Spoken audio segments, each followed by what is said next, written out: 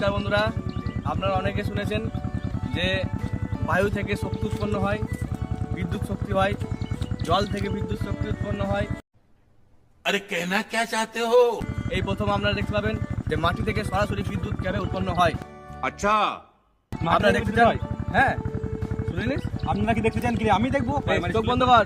কি কারেন্ট হয় নাকি? বাঁ হাত আমি দাও। বিশ্বাস করিনি। চটি খোল। ওটি খুলতে হবে। হ্যাঁ, চটি খোল। ঠিক আছে।